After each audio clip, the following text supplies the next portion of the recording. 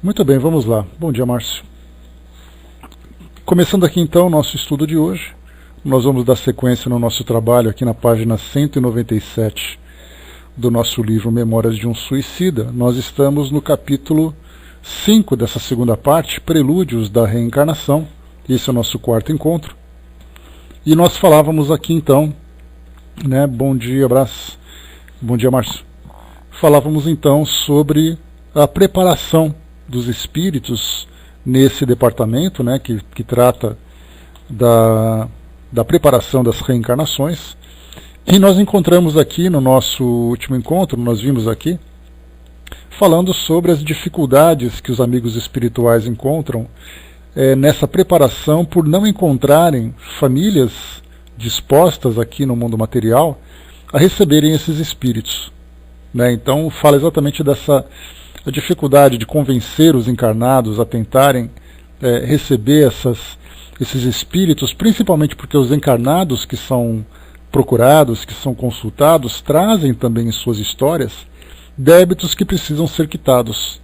Então a proposta do plano espiritual é exatamente essa, de aceitarem um espírito que traz essas dificuldades de terem sido suicidas, de trazerem ali tantas limitações, que favoreceriam essas famílias a acelerarem esses resgates, para que eles pudessem então evoluir sem mais dificuldades, sem mais as amarras do passado.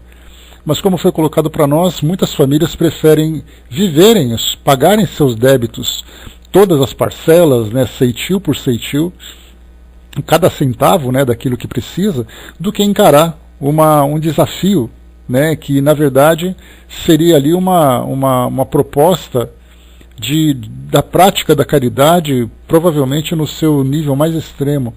Mas as pessoas preferem não assumirem essa responsabilidade, conforme foi colocado para nós aqui. No entanto, meus amigos, isso Celestina passando para eles de instrução: se alguns bondosamente concordam em se desincumbirem da honrosa com amarga tarefa, outros existem que as rejeitam, preferindo reparar as próprias faltas, até o último ceitil, a contribuírem com seus préstimos, para que um desses infelizes prepare a consequência do gesto macabro que preferiu, sob um teto amoroso e honradamente constituído. Não se sentindo a isso obrigados por lei, e de fato não são, Bom dia, João.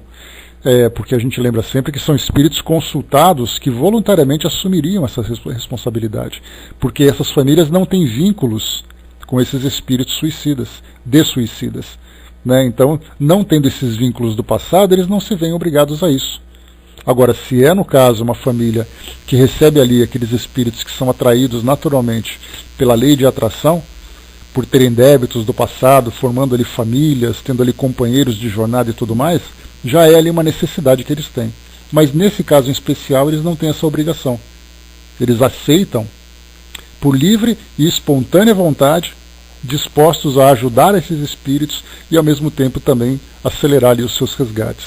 Mas, como foi colocado, bom dia, Liginho, não se sentindo a isso obrigados por lei, preferem as asperezas das próprias provações, ao lado de prole sadia e graciosa, à suavização de penas, com concessão de oportunidades generosas e compensadoras, sob a condição de exercerem a sublime caridade, de se prestarem à paternidade de pequenos monstrengos e anormais, que só lhes acarretariam desgostos e inquietações. Aqui então as pessoas preferem então as famílias constituírem suas famílias com os filhos saudáveis, já que esses filhos não têm nenhum débito que chegue a esse ponto de tantas limitações e tantas dificuldades e deformações, do que formarem uma família e receberem essas crianças nessa condição. Não têm essa obrigação, preferem então não se envolverem com esses problemas que a princípio não lhe dizem respeito. Depois continua: e como, pois, reencarnarão esses miseráveis companheiros de desgraça, ó Deus do céu? Como nos reencarnaremos então, nós a quem tudo faltará, até mesmo paz? Inquiri impressionado e ansioso, lembrando-me de que eu voltaria ao corpo certamente cego, Mário sem as mãos, Belarmino enfermiço e infeliz desde o berço. Obtereis novos informes na seção de pesquisas, meus caros irmãos. Por ora, porém, visitaremos essas dependências que também a vós abrigarão um dia ao iniciardes as jornadas reparadoras. Bom dia, André, bom dia, Alessandro. E foi aqui então que nós paramos, né? Não, foi um pouquinho mais abaixo ainda, contando aqui um pouco dessa história. Vamos lá. Era o recolhimento como enorme internato, compondo-se de 4 pavimentos bem distintos, conquanto não existissem quaisquer diferenciações das disposições internas. No primeiro reuniam-se espíritos provenientes de regiões menos infelizes da colônia, ou seja, os internos e aprendizes do Instituto, já iniciados na ciência da espiritualidade propriamente dita. No segundo, permaneciam os abrigados no Hospital Maria de Nazaré, que preferiram reencarnação imediata, bem assim os do isolamento, ao passo que o terceiro abrigava os prisioneiros da torre, e o quarto era reservado aos do manicômio. Ao elemento feminino reservava-se hospedagem idêntica, localizada, porém, em sítio vizinho ao nosso em edifício separado. Aqui nós falamos, né, sobre essa separação no nosso último encontro, né, lembrando ainda da inferioridade desses espíritos, dos instintos e tudo mais, e que essa aproximação entre espíritos com essa personalidade masculina e aqueles espíritos com a personalidade feminina seria uma combinação um tanto problemática, dada a condição evolutiva desses espíritos ainda. Por isso, então, havia essa separação. Celestina levou-nos a tudo esmiuçar. O reencarnante seria ali registrado, seu nome, local onde renasceria, a data do acontecimento, o nome dos pais, o período que deveria passar investido da existência planetária, etc., etc., tudo em torno dele ficaria modelarmente arquivado. Os internos viviam ali irmanados por idênticas preocupações, orientados pelos assistentes incansáveis, que tudo tentavam a fim de vê-los vitoriosos nas pelejas dos testemunhos das lides terrenas. A qualquer parte a que as obrigações do momento os requisitassem, isto é, a Terra, os gabinetes de análises, onde eram submetidos à melindrosa intervenção já descrita, as sessões de programação das recapitulações e de pesquisas, seria o recolhimento o ponto de retorno, para onde convergiam todos até o término dos preparativos e para onde gravitariam mais tarde, quando extinguida a existência corporal, para que então se preparavam. Aqui, como eu comentei com vocês, né, os espíritos que vivenciam essa experiência de suicidas, assim como também outras tantas experiências, né, até mesmo espíritos comuns, nós, conforme algumas passagens nós encontramos, nós mesmos temos os nossos vínculos no plano espiritual. Há uma preparação com os nossos mentores, há uma preparação com os espíritos que nos acompanham nessa nossa jornada, até mesmo a própria preparação da nossa reencarnação faz com que nós mantenhamos um vínculo com o plano espiritual. E não simplesmente ao deixarmos a condição de espíritos errantes, chegamos aqui no mundo material completamente órfãos. Essa é uma ideia que acaba sendo muito simplista e obviamente equivocada, porque pelo fato de nós recebermos a assistência do plano espiritual, temos o acompanhamento da equipe espiritual que nos ajudou na nossa programação, trazendo para nós, por exemplo, as incumbências que nós temos no grupo familiar, as nossas atividades profissionais, as nossas atividades espirituais, conforme a crença que nós abraçamos. Todas essas atividades mantêm vínculos com o plano espiritual. Por isso, então, foi colocado aqui para nós que esses espíritos, então, após toda essa jornada no mundo material, sendo suicidas, eles continuam recebendo assistência dessa colônia. No caso, falando aqui especificamente de Camilo, né, e o grupo com quem ele fazia essa excursão. Então nós temos esses vínculos nessas colônias, temos esses vínculos com esses grupos espirituais. Não nos iludamos acreditando que a nossa jornada aqui no mundo material é uma jornada solitária. Pelo contrário. Tanto é assim que nós temos ali nos relatos de desencarnação os espíritos amigos. Vocês se lembram, né, que nós temos no próprio Livro dos Espíritos, e também no Evangelho segundo o Espiritismo, fala sobre a família consanguínea e a família espiritual. Essa família espiritual é exatamente o grupo com o qual nós temos o vínculo no plano espiritual. E aí nós perguntamos, mas onde ficam esses espíritos? Onde eles se concentram? Eles ficam dispersos, cada um num canto e todos eles olhando para o mesmo lugar? Ou todos eles concentrados nesse mesmo ambiente no plano espiritual, organizando, né, não apenas a nossa própria jornada aqui, quando ela se iniciará, mas também o próprio acompanhamento e a recepção também quando do retorno. Então tudo isso vai acontecendo de uma forma bastante organizada. No caso de grupos, por exemplo, de espíritos que se juntam para uma determinada realização. A gente pode lembrar, por exemplo, né, de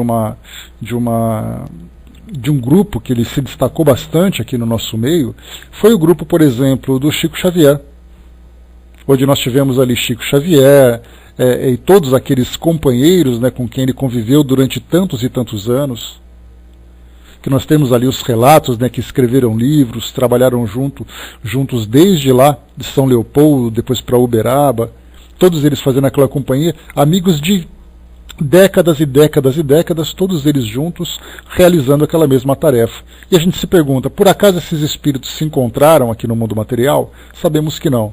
Até porque eles já se reconheciam, conforme eles mesmos traziam esse depoimento. Depois, quando desencarnaram, eles mesmos continuaram as psicografias, muitos deles.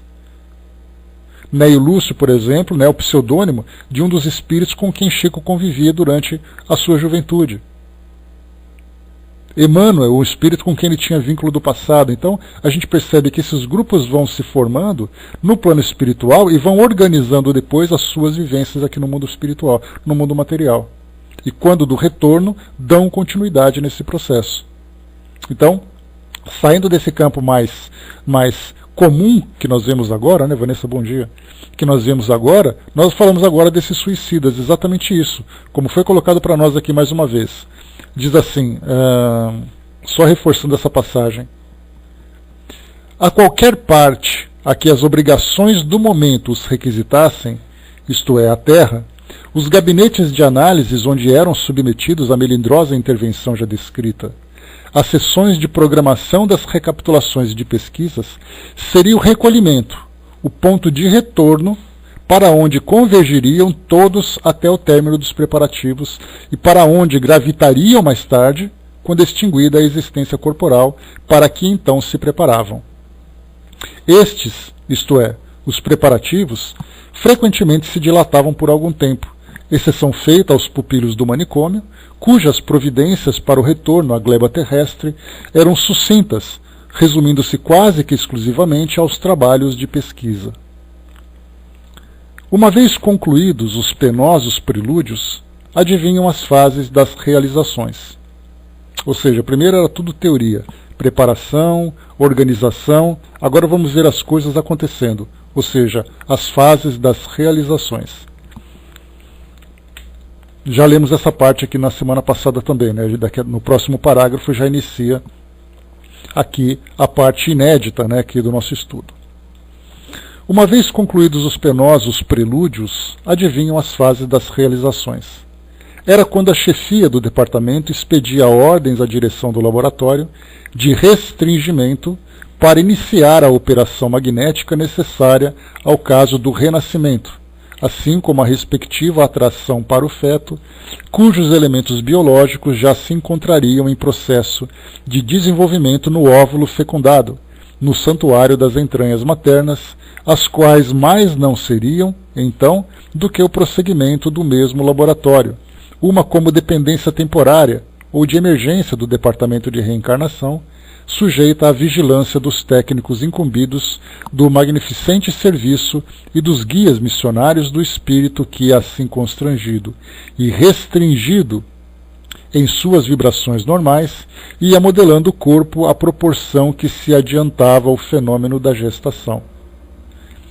E explicaram-nos ainda que o molde ideal para se definir a forma desse feto em elaboração seria justamente o corpo astral, que no momento trazíamos, o perispírito, o que amplamente ao nosso entendimento, esclareceu quanto ao que viria a ser o futuro corpo que ocuparíamos, estruturado sob o magnetismo doentio de vibrações oriundas de grandes desgraçados como nós, segundo o que, com efeito, já nos haviam participado os pacientes mentores.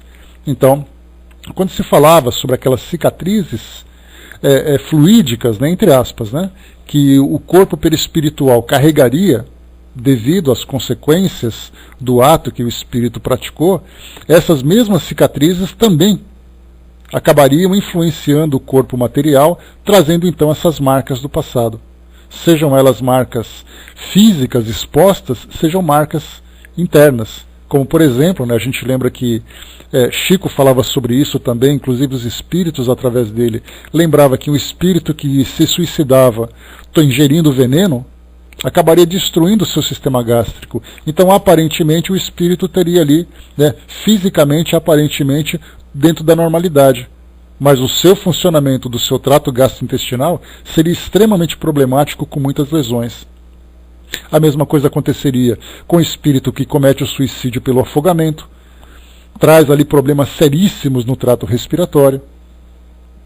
Outros espíritos, né, que poderiam, por exemplo, como o caso do Camilo, o suicídio através de um tiro no ouvido, fisicamente ele poderia não apresentar nada a princípio, mas traria ali consequências sérias, né, na visão, na audição, muitas vezes até no seu próprio cérebro, né, afetando ali a sua condição neurológica. E naqueles casos mais graves, né, como lembrava sempre aqui Dona Ivone, sobre a gravidade dos atos suicidas, né, que todos eles são graves, mas há aqueles que são mais graves que os graves.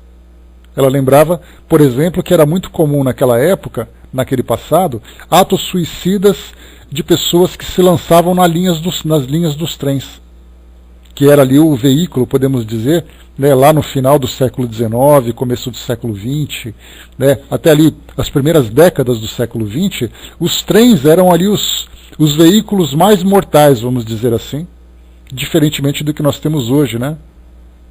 Que hoje nós temos ônibus, carros, qualquer tipo de situação que fica muito prática, mas naquela época não.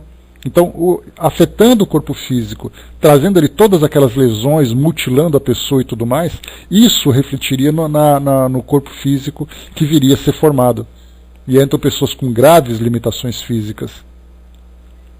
Então, cada um ali trazendo as suas características, e como foi colocado para nós, do perispírito, exatamente porque a mente do espírito trazia aquelas marcas, mente, perispírito, e depois viria para o corpo. Tudo começa na mente do espírito, que traria ali essas marcas registradas do seu ato passado.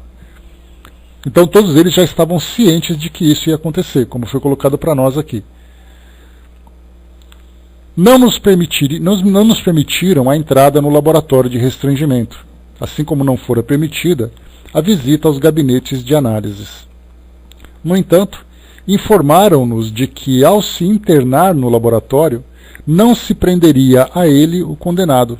Ao contrário, poderosas correntes magnéticas que partiriam das próprias forças ilimitadas e divinas que mantêm o universo, impeliriam-no para o corpo que deveria habitar, afinando-o com este, ao mesmo tempo que harmonizava o seu perispírito ao daquela, que consentiria voluntariamente ou constrangida por um dispositivo da grande lei a ser sua mãe, para com ele sofrer e chorar a consequência dramática e irremediável do suicídio, de delitos graves e desonrosos. Que durante a época dessa atração, que se opera lentamente à proporção que a gestação progride, vai o condenado perdendo pouco a pouco a faculdade das recordações do próprio passado, uma vez que seu corpo astral sofreu restringimentos necessários ao fenômeno da modelagem do feto, coisa que se verifica também graças ao auxílio magnético e vibratório dos psiquistas afetos ao delicado certame sobre a vontade e sobre as vibrações mentais do paciente.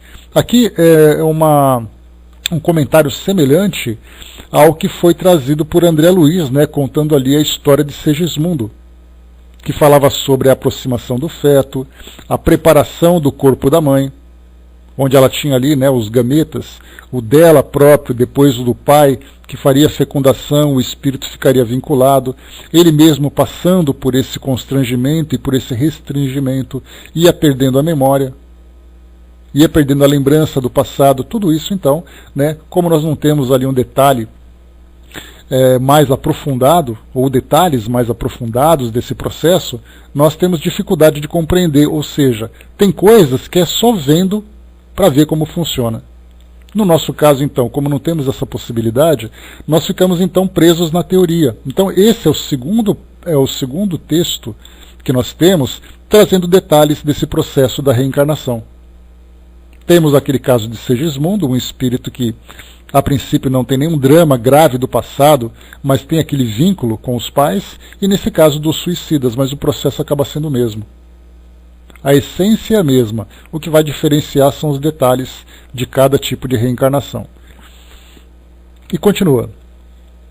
Que à proporção que se adianta o estado de gestação no seio materno, suas vibrações mais e mais se comprimindo, vão calcando muito profundamente na organização astral as lembranças, as recordações, as impressões vivazes dos dramas dolorosos por ele vividos no pretérito, produzindo-se então o esquecimento imposto como acréscimo de misericórdia do legislador supremo, condoído das desgraças que adviriam se os homens pudessem recordar livremente os verdadeiros motivos por que nascem na Terra, em condições lastimosas, muitas vezes lutando e chorando do berço ao túmulo. Então aqui já começa a trazer para nós uma explicação mais na prática, né, desse esquecimento do passado. Porque aí então os espíritos vão reencarnando e suas memórias então vão ficando cada vez mais nebulosas até o momento em que ele tem ali o completo esquecimento. Porém, importante nós lembrarmos disso, o espírito não se lembra dos fatos, mas ele então tem ali a sensação daquilo que aconteceu. É aquele espírito que carrega temores, que carrega aqueles traumas psíquicos que ele não consegue compreender.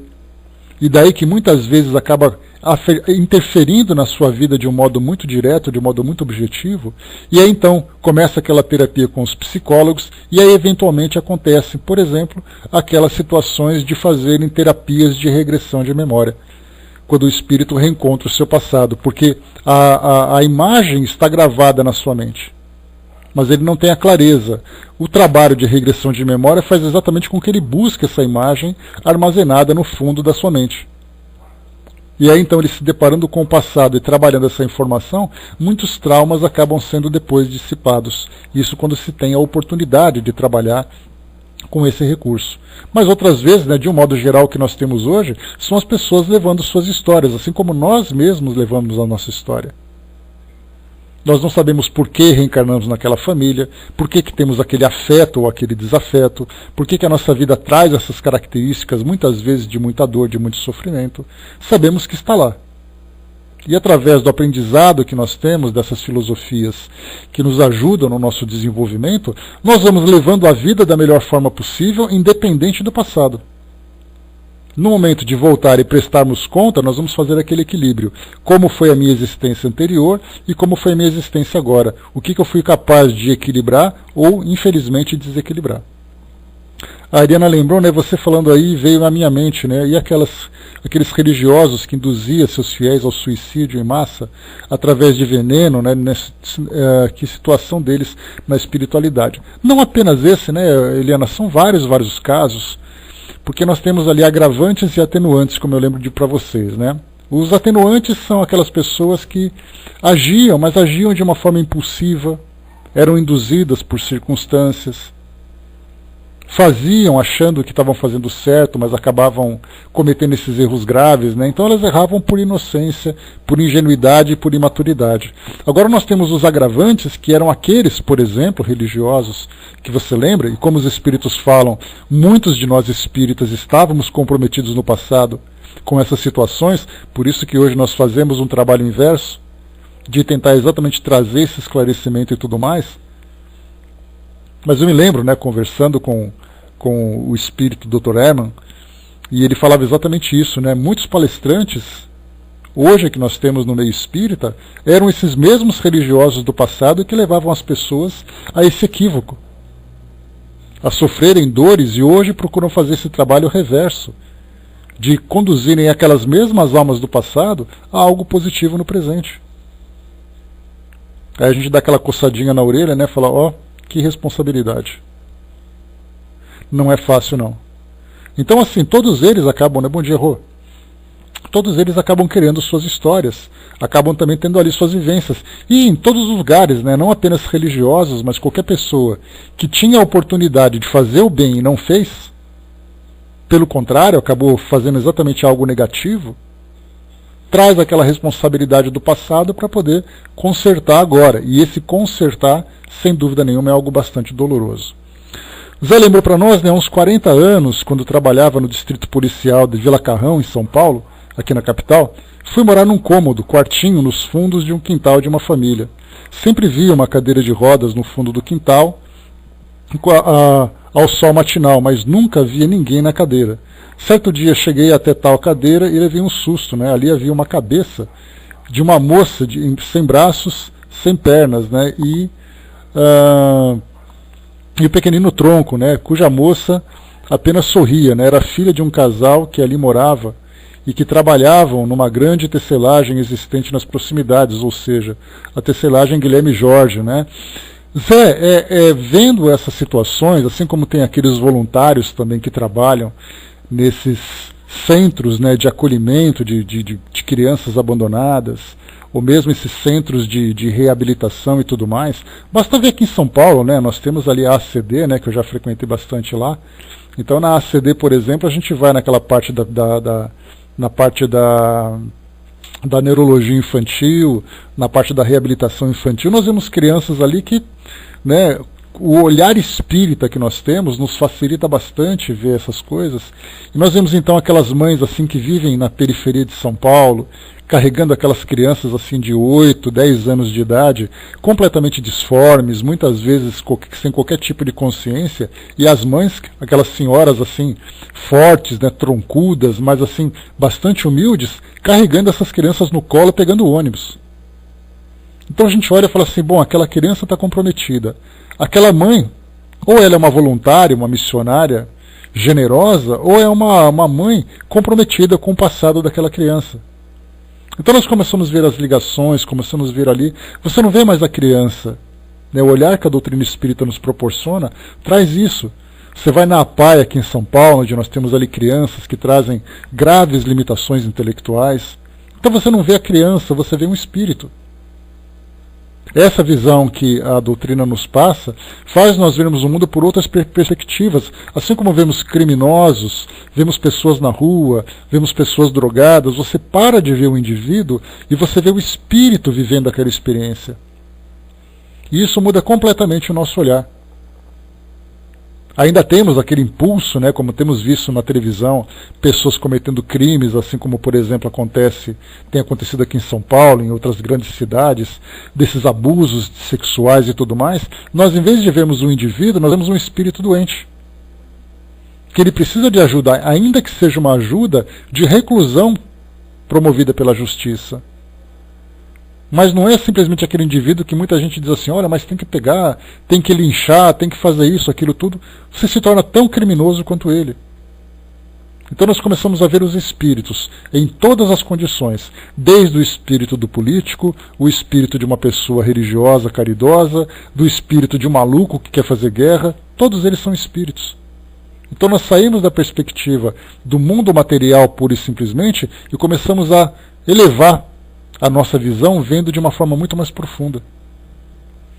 O Brás lembrou aqui, né, que Divaldo um dia relatou sua reencarnação na Espanha como padre inquisidor, né, tem uma trajetória, me recordo mais ou menos desse depoimento dele, Brás, mas a gente vê também ali um histórico, né, o que você era no passado, o que você é no presente. Então esses que são os criminosos do presente, no futuro serão esses espíritos que estarão nesse processo de remissão, ou de redenção. O passado doloroso, o presente e o futuro de redenção. Todos nós passando por esse processo. Né, Joana, bom dia. Continuando, vamos lá. Então vimos aqui nessa preparação, esse esquecimento do passado, como nós vemos nesse texto. Diz ainda que ao entrar ali, inicia-se em seu amargurado ser como estado pré-agônico, fácil de ser compreendido, em virtude do constrangimento que sofrem todas as suas faculdades, a sua mente, suas vibrações. Que tal estado, muito penoso para qualquer espírito, torna-se odioso a um suicida, dado que sua organização astral se encontra angustiosamente abalada com o choque sofrido pela violência nele operada pelo suicídio, e o do qual só será avaliado muitos anos mais tarde, quando se verificar o desenlace natural e lento das cadeias magnéticas que o prendem ao corpo, o qual ele começa a estar ligado desde a intervenção no laboratório. Soubemos ainda que toda essa epopeia, digna de uma criação divina, será facilitada em seu cumprimento e suavizada em suas perspectivas, quando o paciente demonstrar arrependimento sincero pelo mal passado que andou vivendo e boa vontade e humildade para reparar erros cometidos e progredir em busca dos beneplácitos dignificantes da consciência, pois então sua vontade se tornará maleável sob a ação protetora dos guias desvelados, os quais, bem certo, todos os esforços empregarão a fim de levá-lo a sair vitorioso e reabilitado desse feio enredo de quedas e delitos contra a lei incorruptível do Todo-Poderoso. O que ele quis colocar para nós aqui foi o seguinte: os espíritos então se preparam para essa reencarnação.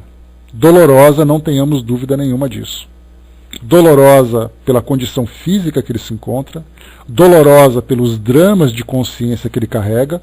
Ele não se lembra dos fatos, como eu comentei com vocês, mas eles carregam as impressões. Então, fisicamente, psiquicamente, tudo isso vai acompanhando-os nesse processo durante a sua jornada terrena. Esses espíritos, quando eles vivem essa situação, eles vão se colocar em duas condições, genericamente. Aquele que é dócil, que aceita essa experiência, compreendendo que ele passa por um processo de transformação, um processo de reabilitação, e nós temos aqueles espíritos que se tornam rebeldes. Vocês se lembram que quando nós ouvimos aquela história, naquele áudio que falava sobre o suicídio, nós tivemos ali inclusive uma própria história contada pelo Chico Xavier, de um espírito que, a mãe carregava então a criança. Eu vou só repetir para caso aqueles que não conhecem a história. A mãe carregava então uma criança que ela não tinha as mãos. E aí então carregava no colo e chegava até o Chico e falava: Chico, me explica por que meu filho é assim. E aí então diz a história para nós que Emmanuel, presente ali naquele trabalho, disse para o Chico: fala para nossa irmã que o filho dela no passado tinha cometido suicídio. E ele está querendo cometer de novo. E ela levou até lá dizendo assim: meu filho já não tem as mãos. E agora ele tem uma doença nas pernas que ele vai ter que perder as pernas também. Por que isso acontece com ele? Foi aí então que Emmanuel esclareceu. No passado ele foi um suicida, veio sem as mãos e ele tende a cometer o suicídio de novo. Então nós estamos providenciando, a espiritualidade providenciando, para que ele perca as pernas, para que ele não faça isso novamente. Então nós vemos vários casos de espíritos que passam por esse processo, aceitando com naturalidade, outras vezes se mostrando rebelde a esse processo. Então temos aqueles que aceitam e aqueles que não aceitam. Aqueles que aceitam, como foi colocado aqui pelo texto, se tornam então mais maleáveis.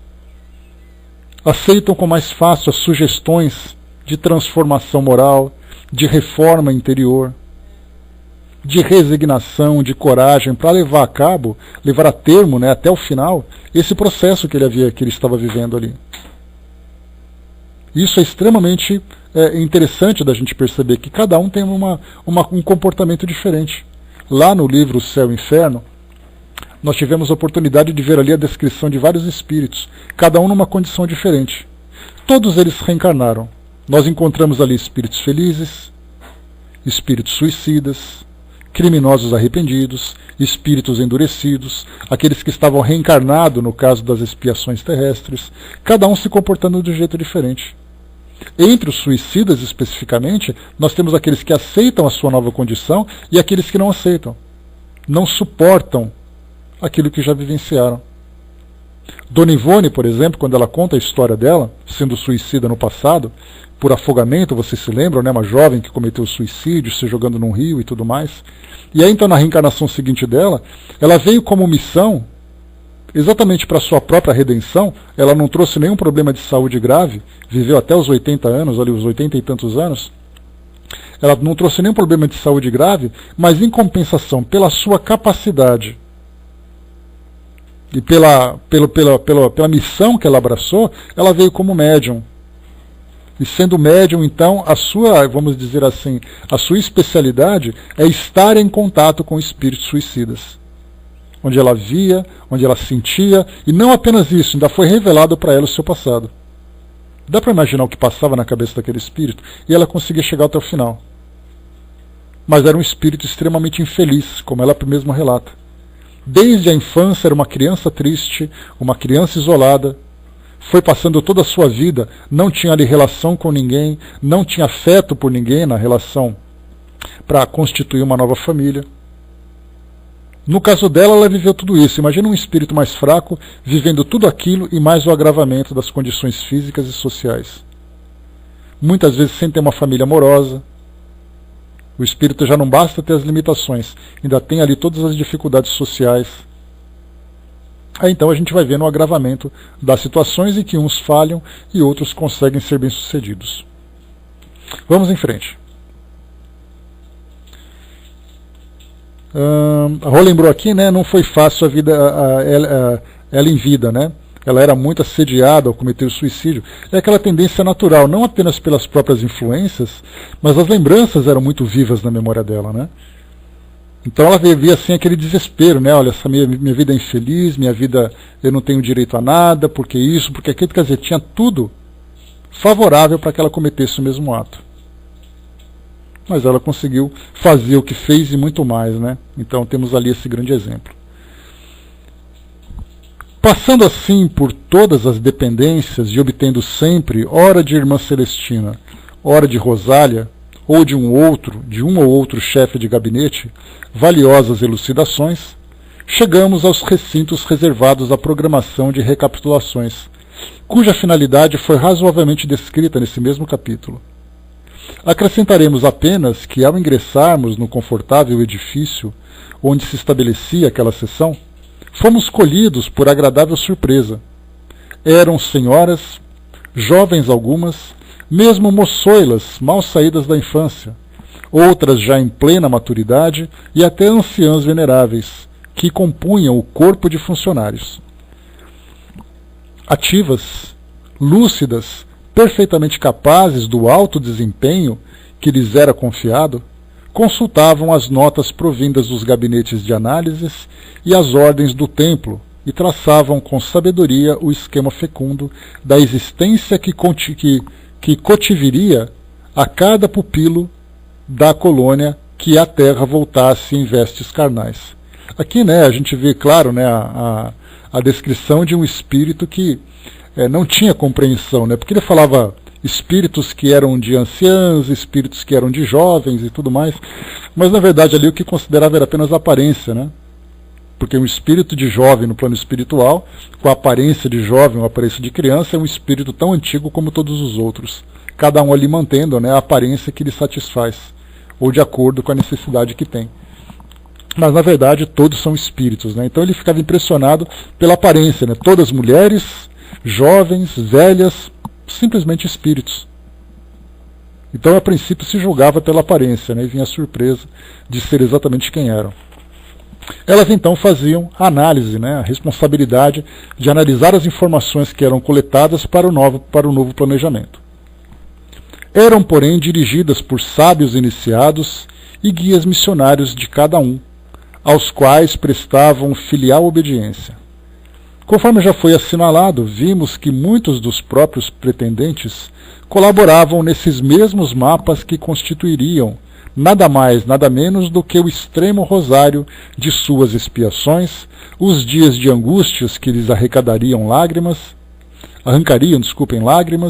escaldantes do oprimido coração, os testemunhos decisivos de todo delinquente, que todo delinquente sente necessidade de apresentar a si mesmo, a fim de desgravar a consciência da desonra que a enternece mormente um suicida, mas que qualquer outro inconsolável diante do abismo por si mesmo criado. Vimos aqui então, né, falando assim como se fosse... Dá para a gente imaginar, só para trazer assim um exemplo para ilustrar aqui essa descrição. Você entra num departamento e você encontra várias mesas. Em cada uma dessas mesas tem aquele grupo que participa ali de um determinado planejamento. Ali nós temos então pessoal do departamento, mentores espirituais, mentor pessoal daquele espírito e em algumas mesas o próprio suicida. Todos eles conversando e debatendo, com mapas abertos, livros, papéis, né, ou máquinas e tudo mais, todos eles participando de uma determinada organização. Alguns desses grupos, então, têm ali a presença do próprio suicida. Outros não. Porque, como nós colocamos aqui, nesse primeiro pavilhão desse edifício que foi colocado para nós, ali se encontravam, então, os espíritos que já estavam iniciados nessas escolas, de espiritualidade. Então, eles já estavam ali lúcidos, conscientes, embora temerosos, né, porque independente do grau de consciência que eles tenham, você programar uma vida após ter vivido como um suicida é uma vida de dramas, de sofrimento, de dificuldades, de desafios. Então, estão ali motivados, né, todo mundo ali se abraçando, não, você vai conseguir, a gente vai estar do teu lado, você vai vencer e tudo mais, mas na hora do vamos ver o coração dispara. Porque tudo ali é teoria. Aí ele vai dizer assim, olha, você vai viver uma existência na Terra ali por volta dos 70 a 80 anos de idade, e você vai carregar isso durante esse tempo todo. Que espírito que, olhando essa longa trajetória que ele vai percorrendo, não vai se sentir aflito, angustiado e temeroso. Nesse caso, então, mesmo assim, eles estão se capacitando para isso. Como foi colocado, esse departamento traz ali aquela bagagem que o espírito visita o mundo material, visita a sua família, visita aí os locais onde ele terá assistência e tudo mais. Então ele tem plena consciência de toda a infraestrutura que está sendo colocada à sua disposição, assim como também as companhias que ele terá durante essa jornada. Então, como a gente tinha conversado, um espírito não reencarna simplesmente se aventurando. Olha, você vai, dá aquele tapinha nas costas, põe na porta do avião, empurra e dá um grito, boa sorte. Não é assim que funciona. Tudo acontece de um jeito muito programado, inclusive a nossa própria reencarnação. Nós, quando programamos a nossa reencarnação, estávamos ali juntos numa dessas mesas, só que em outros departamentos, em outros locais, de acordo com as nossas necessidades, fazendo ali planejamento, quem seriam as nossas companhias? Nas nossas famílias, como seria a nossa existência? Tinha aquele intercâmbio, vamos lá visitar os seus pais, olhar assim, ó, esses serão seus pais, essa vai ser a vida que você vai ter, tudo muito meticulosamente programado, para chegarmos aqui e vivermos a nossa vida de um modo positivo. A gente lembra, né, de um modo geral, para praticamente todos os espíritos aqui no mundo material, as famílias se tornam escolas de reabilitação. Joana de Ângeles lembra que as famílias são grupos de espíritos necessitados de reajuste. Assim ela diz numa das suas citações. Então, mesmo no plano espiritual, nós nos encontramos uns com os outros e falamos assim, olha, nós vamos reencarnar. Aí tem aqueles que falam assim, eu tenho que ir mesmo? Bom dia, André.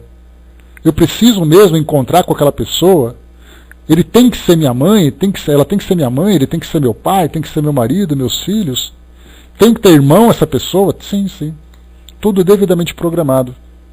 E com toda a assistência desses espíritos dizendo, olha, vocês precisam reencarnar, vocês vão trabalhar dessa forma, vocês estão aqui vinculados conosco. Lembra do vínculo que nós comentamos? Tudo isso então organizado. E aqui então nós temos esses espíritos fazendo a sua programação. Diz aqui ainda para nós, né, esse trechinho muito interessante, né, só para poder ler aqui o comecinho dele. Conforme já foi assinalado, vimos que muitos dos próprios pretendentes colaboravam nesses mesmos mapas que constituiriam nada mais, nada menos do que o extremo rosário de suas expiações. Depois aqui embaixo, não me pude conter. Diante de um exemplar dos mesmos esquemas, verdadeiro compêndio de salvação que, a ser observado, faria o pecador o homem ideal, convertido à sublime ciência do dever, perquiri dirigindo-me a um dos ilustres técnicos que dirigiam um importante estabelecimento. E todos nós, os suicidas, uma vez reencarnados, chegaremos a observar perfeitamente tal programação? Sorriu o insigne psiquista, não encobrindo, no entanto, certa expressão melancólica, ao tempo que respondia: se tudo quanto aí fica, meu amigo, se deriva de uma causa, é evidente que a mesma causa deva ser corrigida a fim de que os respectivos efeitos se harmonizem com a lei incorruptível que rege a criação. Se há uma programação a ser observada, é que a Justiça Suprema pôde ditá-la, e por isso será observada a despeito de qualquer conveniências ou sacrifícios. A legislação que fundamenta os princípios dessa instituição é a mesma que move o universo absoluto. Daí o serem as nossas determinações concordes com a mais perfeita equanimidade, o que equivale a dizer que não será possível deixar de ser rigorosamente cumprida pelo penitente uma programação destas, uma vez que, se ela existe, é porque o próprio paciente a originou com suas causas que forneceu com o seu mal proceder. Ela, pois, existe com ele, está nele, tomando parte da sua personalidade, e será preciso que a observe para libertar-se do cortejo de sombras que sua inobservância de sua alma projeta. Aliás, ele pode observá-la, tendo para isso todas as possibilidades. Se nem sempre, porém, o faz, será porque se deixou novamente desviar da boa rota. Então, adquirirá novas responsabilidades e repetirá 2, 3, 4 romagens planetárias para que possa pagar, até o último ceitil, os débitos que haja adquirido para com a Suprema Lei, segundo a advertência do Mestre Insigne. Isso aqui é importante para nós, para mostrar as necessidades que o espírito tem diante de um planejamento como esse, que o planejamento está ali. Se ele vai cumprir ou não, ou se ele vai cumprir integralmente ou parcialmente, é uma questão de escolha dele. Mas certamente, retornando ao plano espiritual e fazendo depois uma revista da sua própria história, e analisando se ele conseguiu cumprir aquilo ou não, se ele tem mais débitos pendentes ou não, ele vai repetindo conforme a necessidade.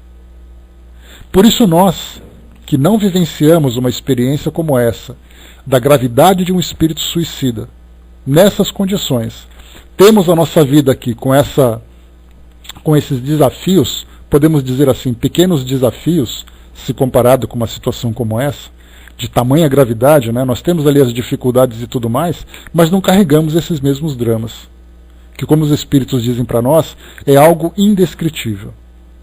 Se nós temos a nossa própria história, se nós não cumprimos aquilo que está programado para nós, 2, 3, 4 reencarnações estarão ali à nossa disposição.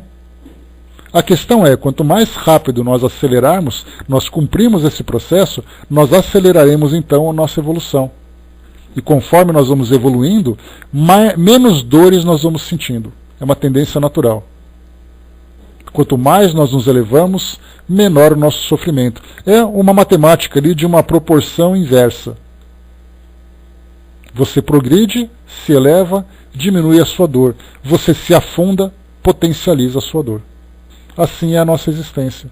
Então, esse tipo de instrução, se ela não for bem percebida, dá para a gente ter uma ideia, porque aqui os espíritos contam suas histórias, e se nós passarmos de uma forma desatenta, nós vamos dizer assim, essa aqui é a vida daquele suicida, foi assim que ele viveu, porque é problema dele, porque ele, e nós não nos damos conta que esse tipo de história, de relato, reflete na nossa própria vida.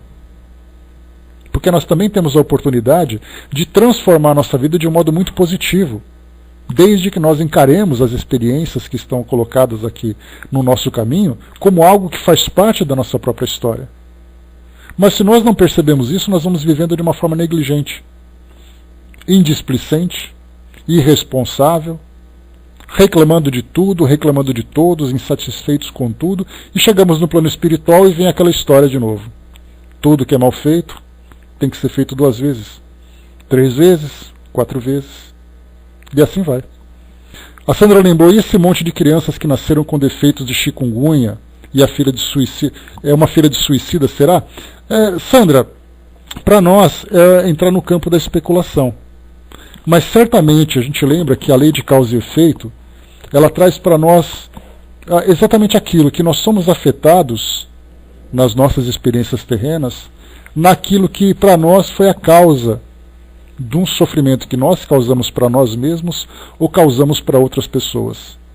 Então, se você tem limitações físicas, limitações no seu metabolismo, limitações no seu sistema nervoso, tudo isso dentro dessa lei que nós estamos aprendendo a conhecer, mas que para nós ainda é muito enigmática, porque a gente lembra que tudo vem de acordo com a nossa necessidade. Mas quando nós nos deparamos com situações que são tão sensíveis, tivemos, por exemplo, ontem uma criança que foi atingida por uma bala perdida, ou nós tivemos no Nordeste do Brasil, principalmente, crianças que nasceram com essas deformidades neurológicas. Nós vamos lá para o Oriente Médio, onde nós encontramos refugiados, crianças morrendo afogadas e tudo mais. É difícil para nós encontrarmos nessas leis algo que justifique aquilo que acontece com essas pessoas, que na nossa visão são pessoas inocentes, são pessoas que são indefesas, que precisam de proteção. Mas quando nós começamos a olhar para uma perspectiva mais elevada, e nós vemos que cada um desses espíritos tem suas próprias histórias, a gente tenta compreender, mas ainda assim é muito difícil, porque eu sempre cheguei até a comentar isso nessa última sexta-feira.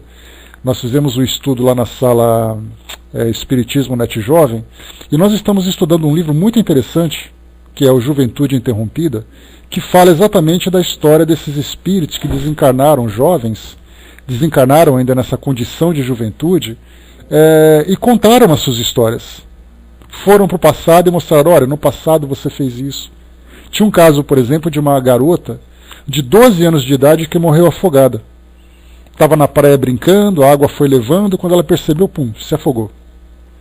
Aí nós olhamos e falamos assim, mas poxa vida, uma criança de 12 anos, uma menina tão inocente, desencarnou afogada. Aí no livro ela começa a contar a sua história. No passado, ela jogava crianças nos rios porque as mães não queriam. Então ela era aquela que facilitava as mães se livrarem de suas crianças. Então assim, a gente começa a analisar o passado, onde tem a causa e o efeito na atualidade.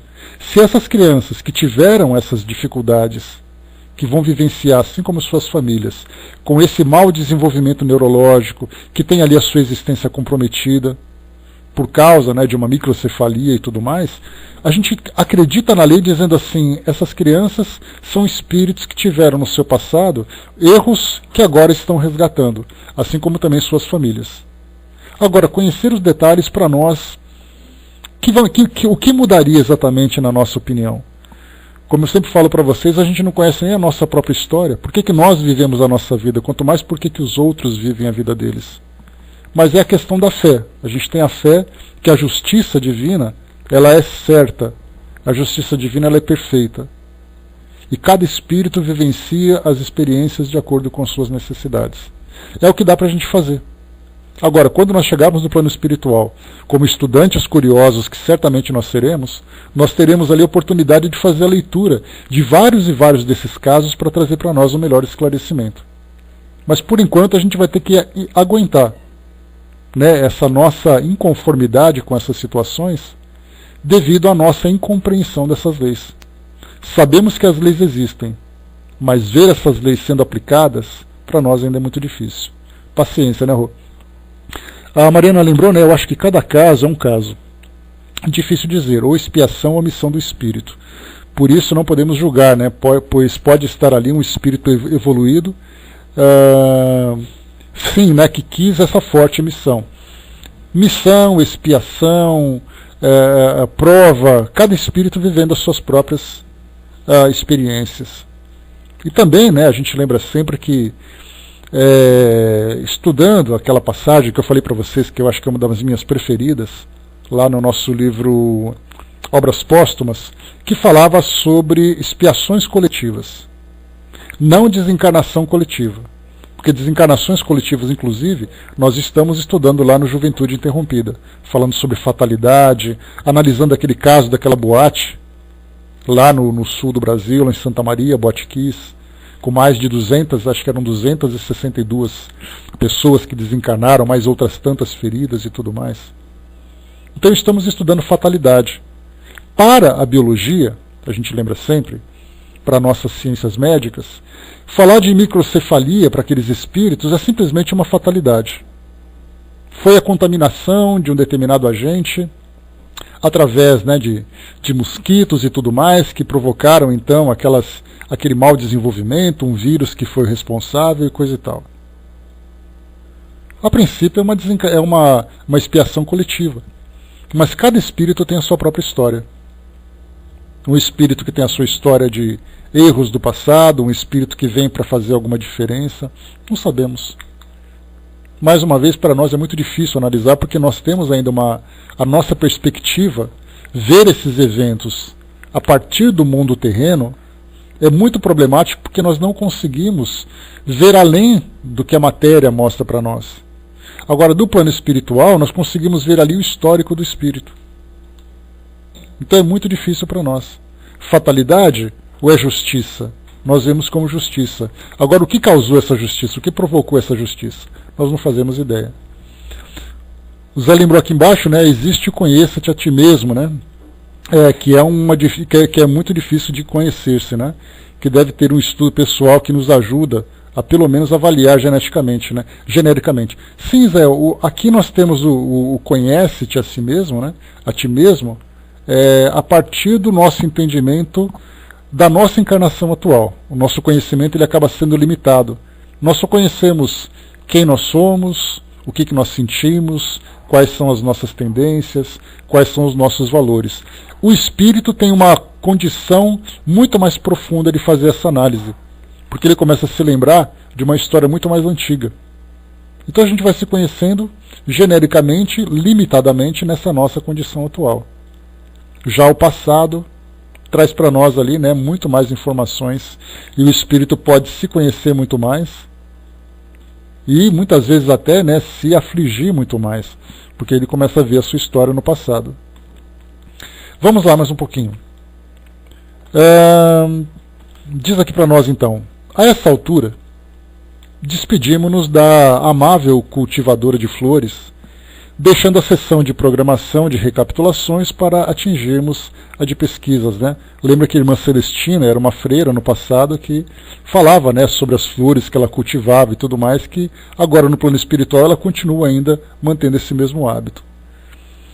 Grande número de funcionários emprestavam ali eficiente colaboração, sob a direção de um chefe e vários subchefes, pois os serviços haviam de ser elaborados por comissões compostas de 2 a 4 personagens e um dirigente, os quais recebiam a incumbência da preparação de possibilidades para a reencarnação de determinado grupo de asilados. Havia, porém, como não ignoramos, escassez de trabalhadores.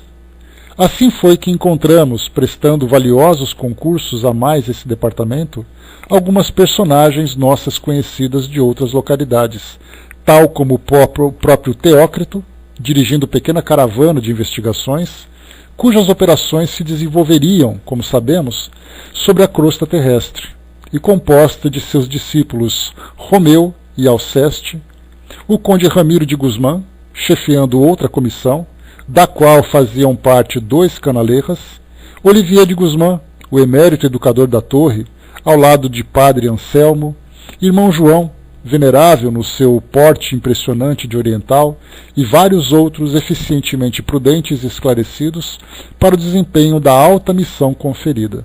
Ou seja, o pessoal faz hora extra lá, né? Trabalha num departamento, depois corre para outra, vai outro em frente, trabalha de um jeito, trabalha de outro, não é fácil não, né? O Brás lembrou aqui, né? No mundo espiritual somos juízes de nossos atos, né? Juscelino Kubitschek, trazendo ali a sábia lembrança.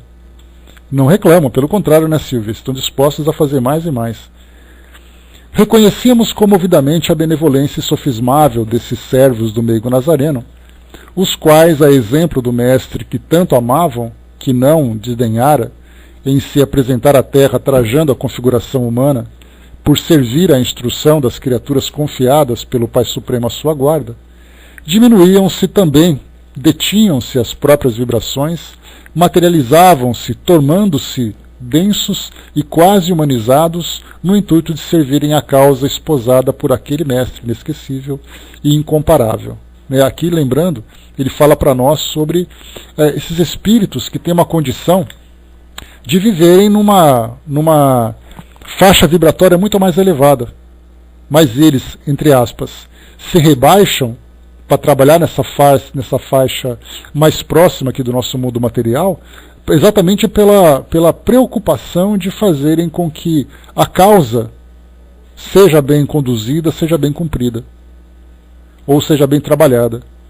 Então, saem das suas condições mais elevadas para trabalharem nessa densidade. Nós podemos ver vários espíritos assim. Um deles, por exemplo, nós podemos lembrar Joana de Ângeles, Manuel Filomeno de Miranda, André Luiz, que se encontra numa condição muito melhor, ou se encontrava numa condição muito melhor, né? Podemos ver Dr. Bezerra de Menezes, que sem dúvida nenhuma poderia viver em esferas muito mais elevadas, mas trabalha junto aos encarnados, né, enfrentando aqui todas as dificuldades da vida material. Então todos esses espíritos aqui certamente já conquistaram condições de trabalharem em planos mais elevados, mas preferem trabalhar aqui. Mas esses espíritos ainda, não apenas trabalhar aqui nessa faixa mais densa, como trabalhar também com esses espíritos que foram suicidas.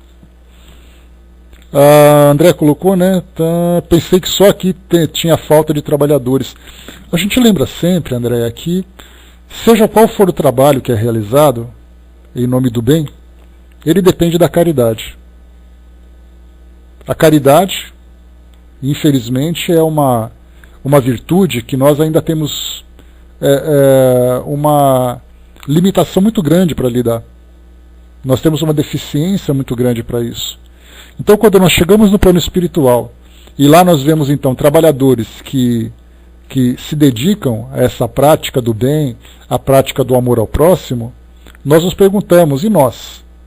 Qual exatamente a nossa condição? Basta a gente ver hoje no mundo material quais são exatamente os grupos que trabalham com uma dedicação total em benefício do próximo. Pode parecer uma expressão um pouco piegas, né? Porque hoje nós falamos amor ao próximo como algo tão banal, sendo que na verdade o amor ao próximo é um processo extremamente profundo e extremamente especial que cada indivíduo sente vendo a dor do seu semelhante. Mas o que nós vemos no nosso mundo hoje é exatamente ali a indiferença e o individualismo como sendo dois tipos de posturas bastante comuns do nosso mundo hoje. Então nós vemos guerras, nós vemos corrupção, nós vemos o materialismo, o apego, o egoísmo. São sentimentos que imperam no nosso mundo hoje. Aí você vai para o mundo espiritual e você percebe que os trabalhadores trabalham em nome da caridade. E aí nós perguntamos, daqueles que desencarnam, quanto realmente estão dispostos a se doarem em benefício do próximo? Então é a mesma realidade que nós temos aqui. A fome continua aqui no nosso mundo. As pessoas abandonadas, sofrendo, continuam. De que forma que a sociedade se mobiliza, ou de que forma que nós nos mobilizamos para tentar diminuir esse sofrimento todo? Fazemos aquilo que podemos. Poderemos fazer mais? Certamente que sim. Por que não fazemos? Porque nós temos ainda as nossas limitações. Fazemos dentro daquilo que nós podemos fazer, né? Para a gente poder caminhar um pouquinho para finalizar, pessoal. Tá. Admirava-nos o fato de merecermos da parte deles tão expressivas demonstrações de fraternidade, enquanto, enternecidas, nossas almas murmuravam ao nosso senso que cumpriria correspondêssemos a tão amorosas solicitações, dispondo-nos a atitudes passivas dignas de tão nobres instrutores.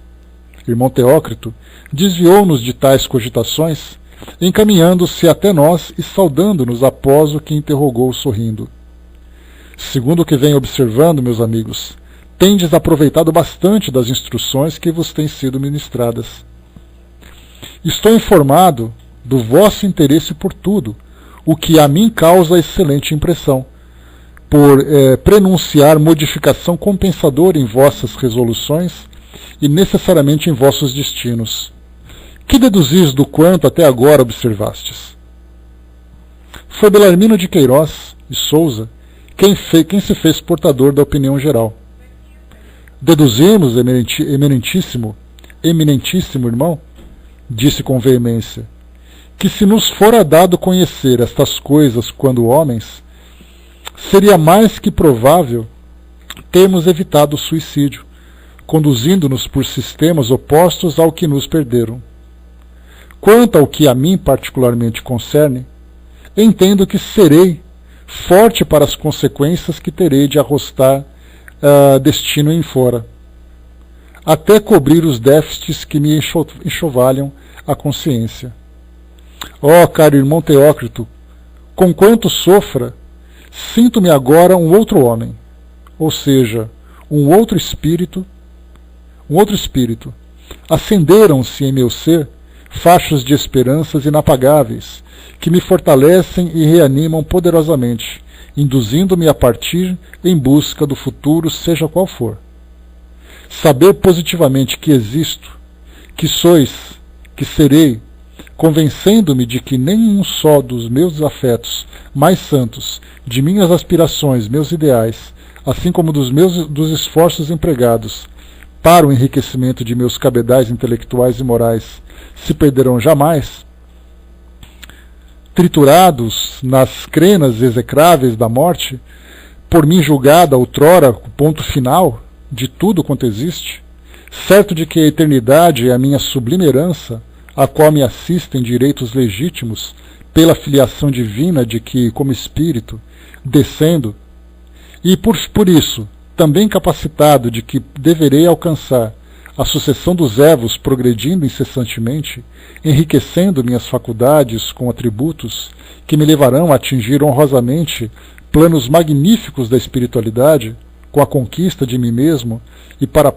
a realização do ideal divino, é para mim felicidade arrebatadora, que fará escurecer sacrifícios e lágrimas, domar fadigas, arrostar todas as consequências delituosas do passado, para só me preocupar da conquista do futuro, ainda que tenha que galgar calvários dolorosos e excruciantes. Jamais, como homem, concebi possibilidade de tornar-me herói de tão sublime epopeia. Estou disposto a lutar, irmão Teócrito. A lutar e sofrer para aprender, realizar e vencer. Sei o que me aguarda no embater das existências que se sucederão do meu trajeto. Sei que de horas amargas hão de sacudir-me as potências da alma nos séculos que se dobrarão no carreiro de minha jornada evolutiva. Mas não importa. Não importa.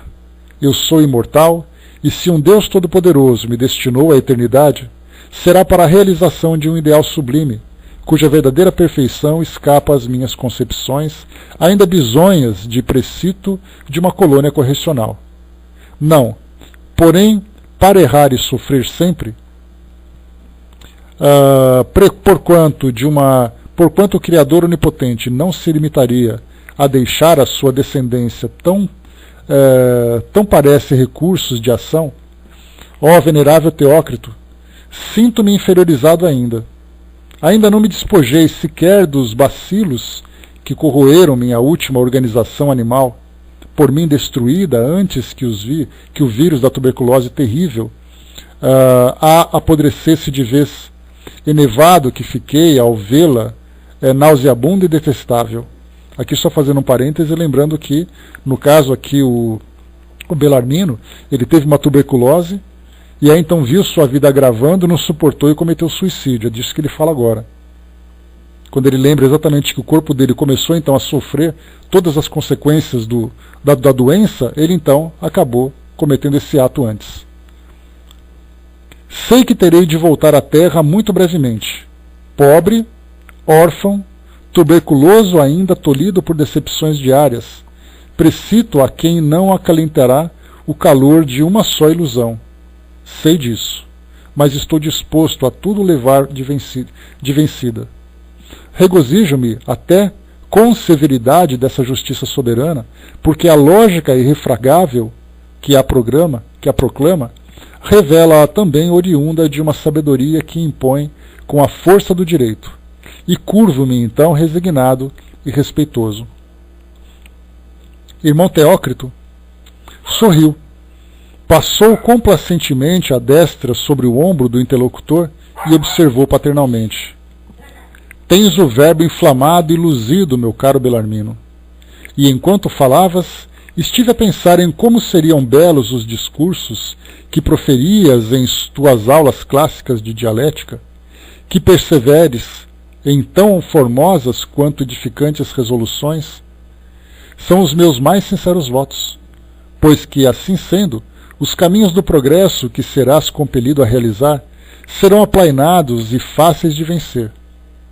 Todavia, não te deixes arrebatar demasiadamente pelo esplendor do panorama divino que a vida, que há muitos outros antes de ti, ofuscou. A evolução do espírito para a luz é bela e grandiosa, não resta dúvida. A vida do homem, na sua incessante escalada para o melhor, até o divino, é gloriosa epopeia que honra aquele que a vive. Mas o trajeto é duro, meu amigo. Os espinhos e as urzes semeiam essas estradas redentoras, exigindo do peregrino da luz as mais ativas energias, os mais edificantes sacrifícios. Aqui, eu já comentei com vocês em outras oportunidades, a gente lembra que os espíritos, quando estão no plano espiritual, vivendo essa realidade de acolhimento, de motivação, de preparação, eles falam pelo cotovelo, como Belarmino falava aqui, com toda essa vontade, com essa chama acesa, né, da esperança e tudo mais. E aí então, quando chega aqui no mundo material, eles se decepcionam, assim como nós, que também viemos preparados para isso, muitas vezes desanimamos diante das experiências. Então, o que o irmão Teócrito coloca para nós é exatamente isso. É muito bom ver você motivado, mas calma, a realidade não é tão bela como você imagina assim, ela é um pouco dura também. Ela vai trazer desafios, ela vai trazer as dificuldades, as lutas, e você tem que estar preparado para a luta. Hoje você está motivado, mas não esqueça que a jornada vai ser difícil. Contudo, o entusiasmo por si só não levará ninguém à vitória real, senão à aventura duvidosa. Pondera na necessidade que aprestares com armas morais sólidas para a travessia tumultuosa a que te obrigarás a fim de conquistares o primeiro degrau dessa imensa espiral evolutiva do teu destino, e o qual há de ser simplesmente a próxima existência que tomarás na arena terrestre. Vieste de uma encarnação em que foste primogênito de família conceituada, no seio da qual não te faltaram atenções e respeito. Foste indivíduo culto, vivendo facilmente entre gozos e confortos vários, emprestados pelo ouro e pelas solicitudes insofismáveis de uma mãe terna e dedicada. Apesar de tudo isto, faliste, não suportando sequer as aflições de uma enfermidade física, patrimônio comum de toda a humanidade. Pensa agora, meu caro Belarmino, no que será a tua vida, sendo tu, como desejas, órfão, pobre, doente, baldo de consolações e esperanças, perseguido por adversidade irremovível. Será também uma epopeia, não pequena, nem despida de sublime grandeza, a ser vivida e vencida. Pois tu queres vencer, porque será um calvário de redenção que deverás palmilhar com resignação e dignidade, jamais entre revoltas e ultrajes da providência. Porquanto isso, empalideceria a vitória se não a anulasse. Será necessário algo mais do que o entusiasmo, Belarmino, muito mais. E convém que te prepares antes da peleja iniciada. Aqui depois continua, né, o bate-papo entre eles. Deixa eu só ver uma coisa rápida aqui. Temos aqui algumas páginas ainda, 2 páginas e meia. A gente vai então depois devagar para a gente poder chegar no próximo capítulo. Eu não quero interromper. Vamos lá. Tenho certeza que vocês são corajosos e vocês vão aguentar só mais uma pagininha que eu vou ler aqui para a gente acabar esse capítulo todo. Diz assim para nós: Mário Sobral aproximou-se, intranquilo como sempre. Dignai-vos atender-me um instante, irmão Teócrito. Aqui me tens, filho. Dize tudo, confiante. É que desejo tomar uma resolução. Tomei-a já, mas preciso ser auxiliado. Sinto-me um tanto desorientado. É que, bem sei, Mário, continua, tornou enternecido o diretor do Hospital Maria de Nazaré. Irmão Teócrito, quem é o responsável direto por mim nesta colônia correcional em que me vejo internado? Sou eu, Mário. Ainda bem. Espero assim encontrar facilidades para os projetos que me empolgam, senhor, irmão. Por quem sois? Apiedai-vos de mim. Não posso mais. Providenciai meu retorno à sociedade terrena. Quero ser homem outra vez. Quero defrontar-me com os ultrajes por mim mesmo levados a efeito no seio da minha família. A minha mãe, Deus do céu, a quem cobri de desgostos, desde o berço até o túmulo. A minha esposa, a quem atraiçoei e abandonei às vicissitudes diárias. A meus filhos, os quais rejeitei e esqueci. E a Eulina, quero forrar-me da obsessão exercida em minhas recordações pelo remorso do crime cometido contra aquela pobre mulher. A gente lembra que o Mário, que ele foi então, ele assassinou a mulher, ele enforcou a esposa e depois então ele cometeu o suicídio, que é exatamente a Eulina, que era a esposa dele. Preciso esquecer, irmão Teócrito, ou acima de tudo esquecer, a fim de lograr tréguas, serenidade para desenvolver ações apaziguadoras, capazes de amansarem as angústias que me aferventam a consciência.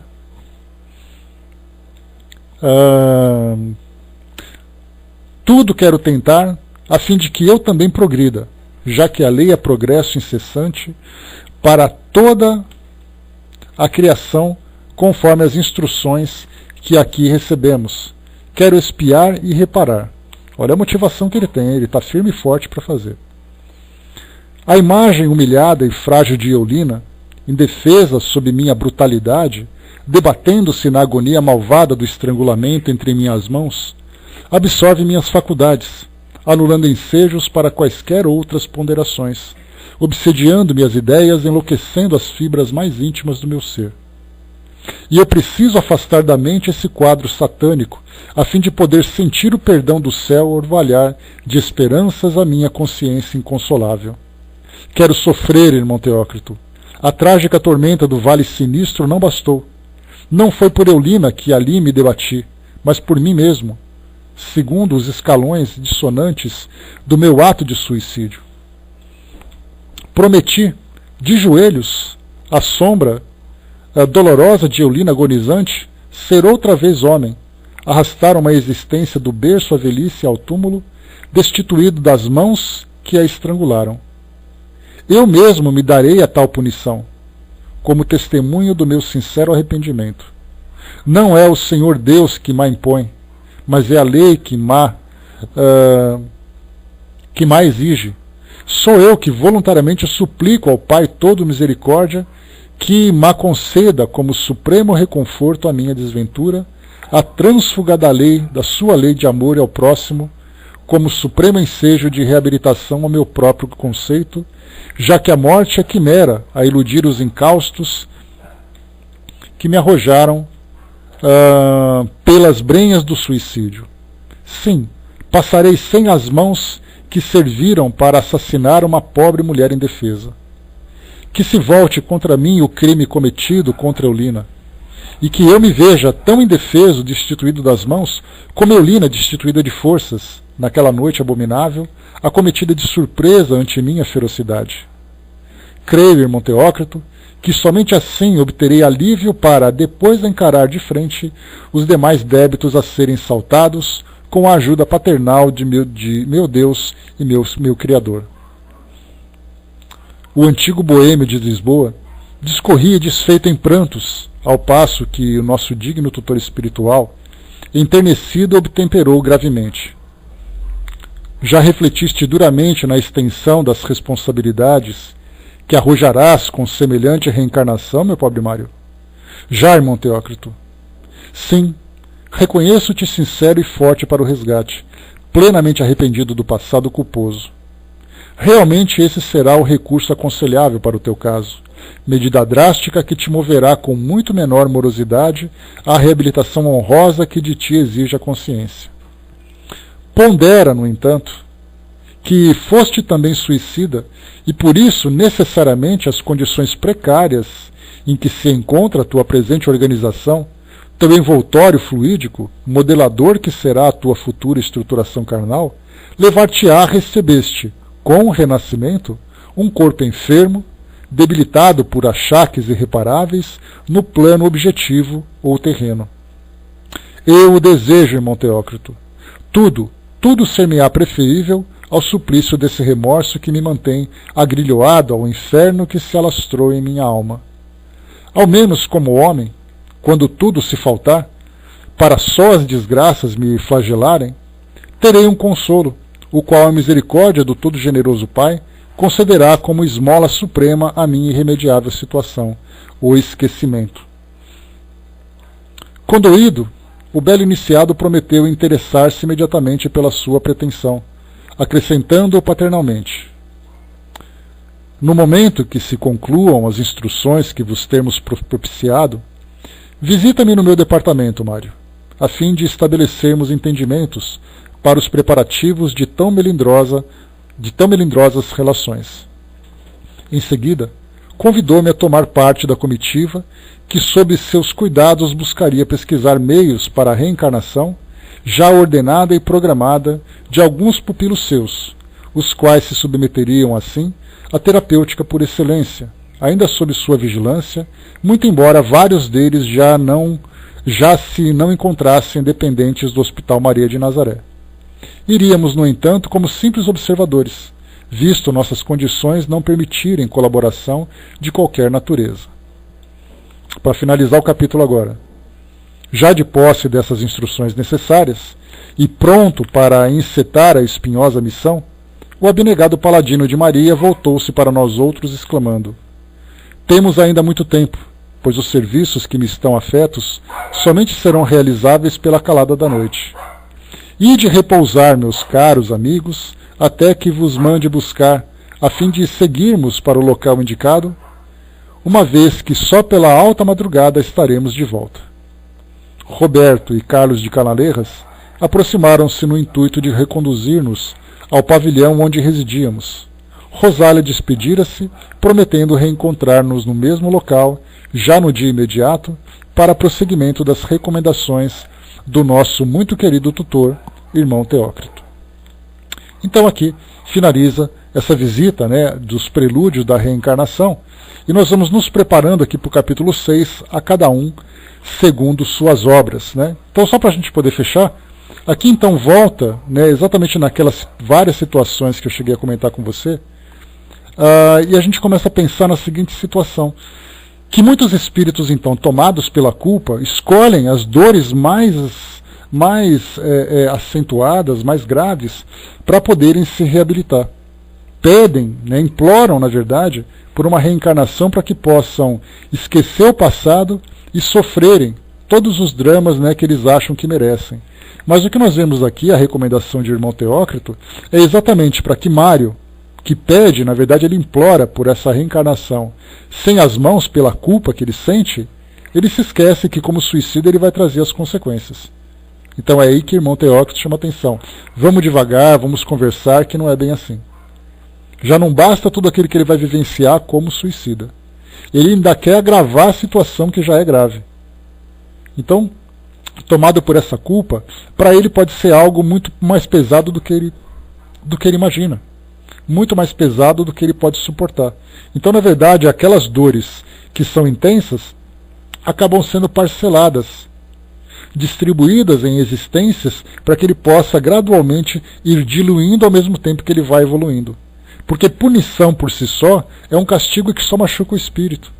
Nós temos que viver as experiências difíceis e começar também a pensar de que forma que essas experiências vão nos ajudar no nosso crescimento. Não apenas pagar contas, mas nós temos que sobreviver também. Lá em cima a Sandra colocou, né, ouvindo você eu reflito que a minha família foi uma reunião de karmas infelizes. Quase todos os tios já morreram, mas ninguém se dava com ninguém. É aquela coisa, né, se por acaso o ajuste não foi devidamente feito, ele volta a ser feito de novo, né, em outra situação. Então, lamentavelmente, aqueles espíritos que passam uma existência sem se ajustarem uns com os outros conforme a programação, nada mais fazem do que um adiamento de suas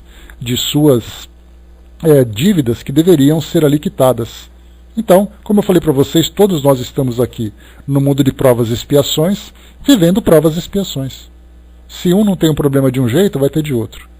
Todos nós enfrentando ali as nossas lutas. Né? Lembro ali, meu pai era o conciliador da família, muito inteligente e trabalhador. Tentou fazer aquilo que era possível para ele. Né? Agora dependia dos outros o próprio livre-arbítrio. Mas, vamos lá. O Brás lembrou aqui, né? Já imaginou pedir peso acima da capacidade dos ombros? Acho que vou parcelar em promissórias mais longas, né, Brás?